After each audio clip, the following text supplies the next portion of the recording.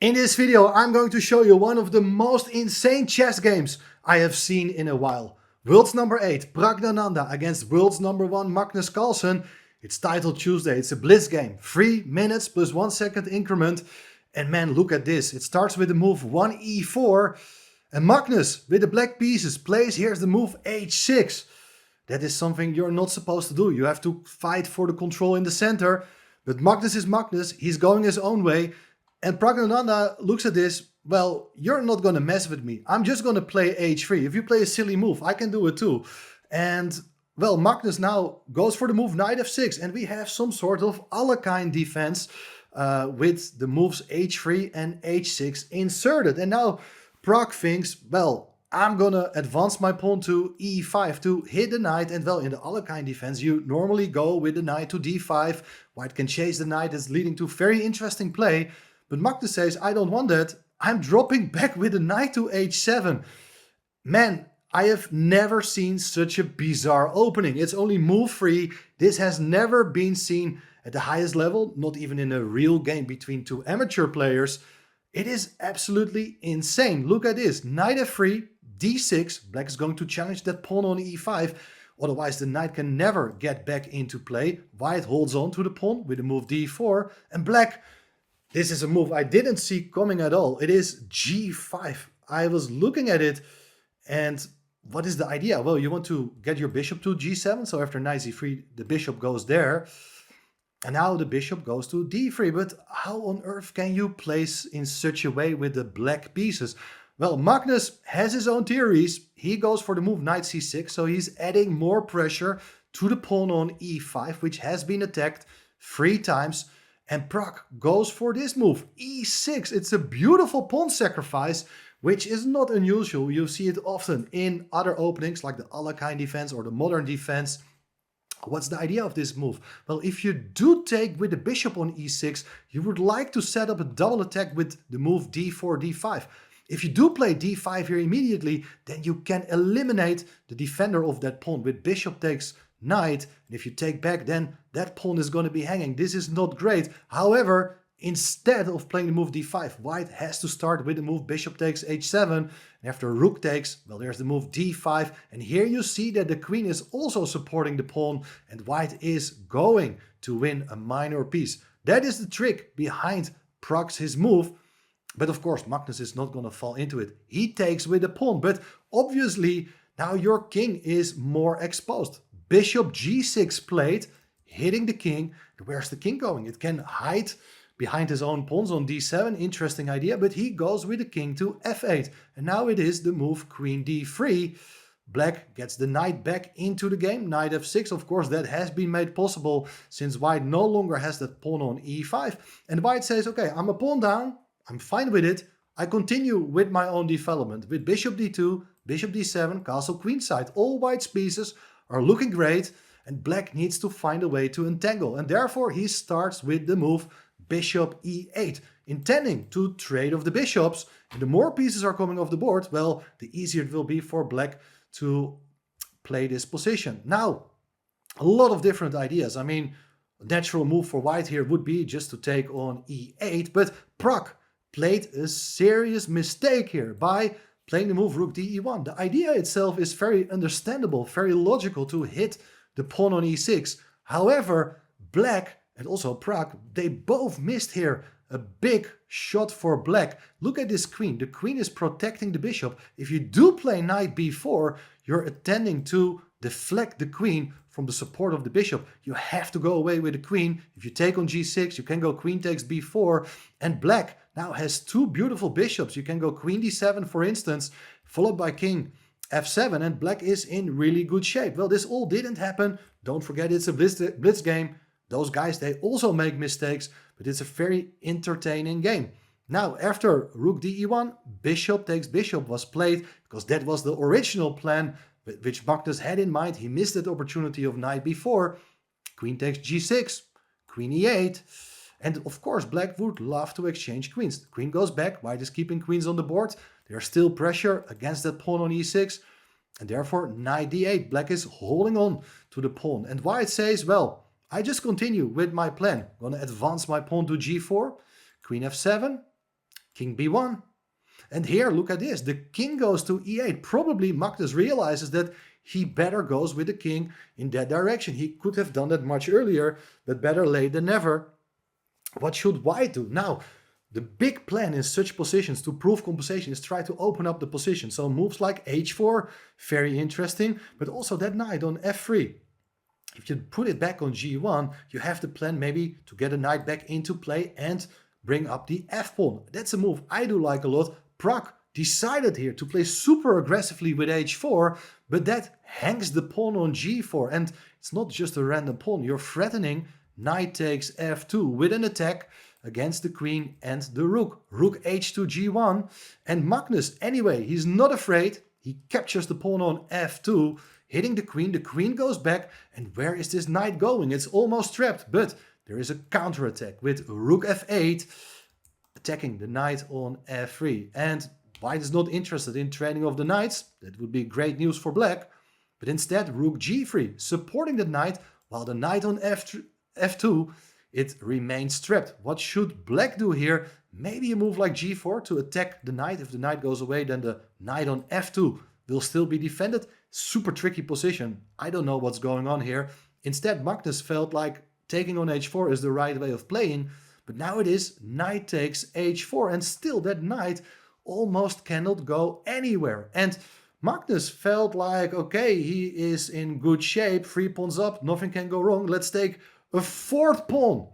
Absolutely insane, but also a mistake. You're supporting the knight, but here white missed a big chance to win the game with the move knight b5, attacking the bishop, attacking the pawn on c7. With a knight fork, you're about to win the rook. The only move here is bishop back to b6, but that runs into knight takes c7 anyway. Bishop takes, queen b5 check. The king can't go anywhere. If knight c6, there is queen takes b7, and white is going to regain his material. Everything is hanging right now.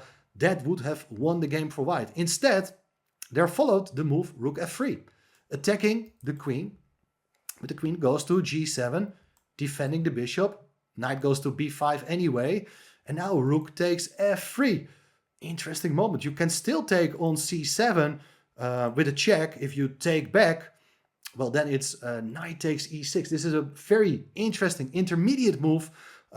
Before taking back on f3 the rook, you're taking a pawn and hit the queen. And apparently this is good. Also, queen b5 is still an idea for white. So again, a missed chance, but blitz is blitz.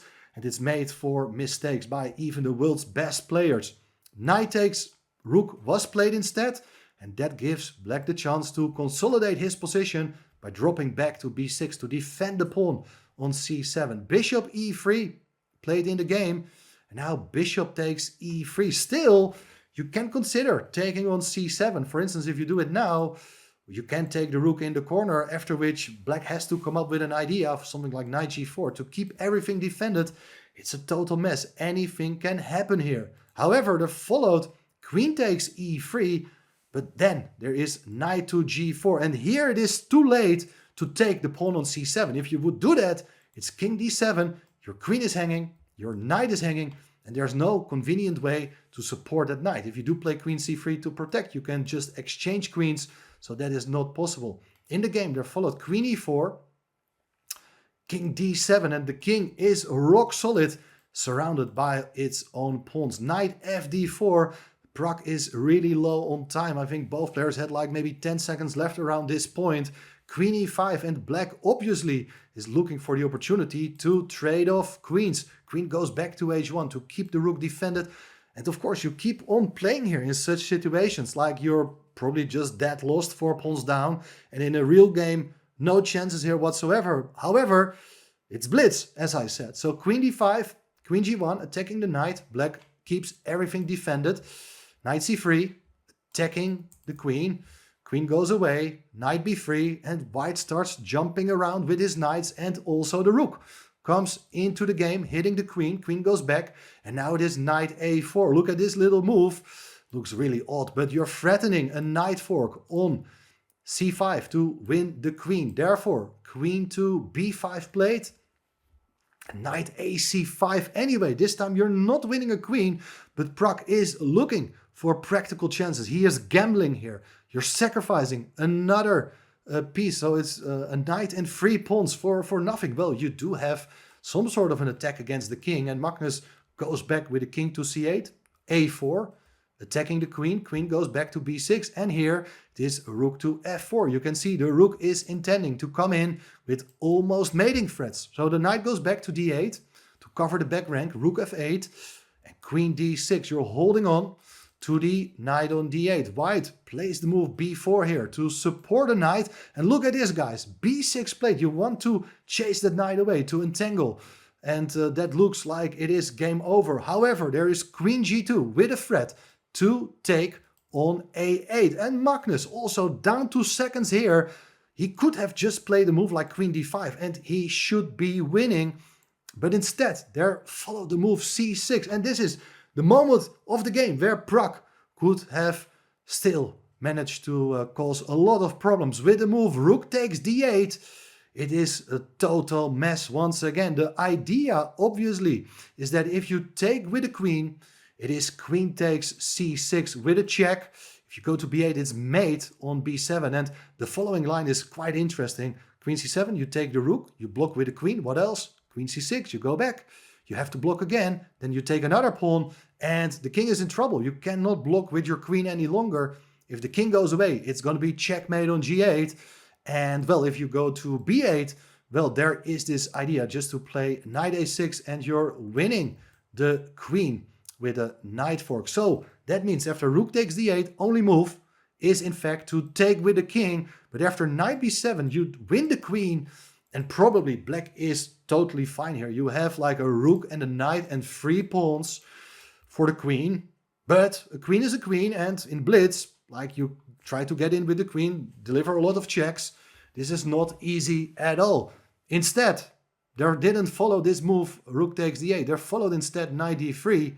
And now this is game over. Like black gets his king off the back rank, gets his rook out as well. You can keep on playing. Pragg is playing here just with a second on the clock, with only a 1 second increment every move, but that is not gonna help at all. You can just trade off as many pieces as possible. After rook takes e7, you block with the rook, and here at least one set of major pieces will be exchanged. That is what happened, and white kept the game going here with queen takes h5, attacking the knight, but you can play e5, so your queen is supporting the knight. B takes pawn, knight takes back, you're still 2 pawns up. After knight takes, queen takes, okay, it's a knight and 1 pawn only, but there are no serious drawing chances here. You just make sure there's never going to be a perpetual. The key idea is that you keep your knight close to the king, and then you're able to activate your own queen. Look at this, how Magnus converts the extra piece. Just giving a bunch of checks and bring up his a pawn eventually. That pawn is going to be very helpful. And what you even can learn from a position where you're just a piece up, the knight, guys, is the best defender. When you put it next to your king, there are no checks on d8 or b8. These squares have been taken away by the knight. There are no checks along the 6th rank. So remember, the knight is the best defender.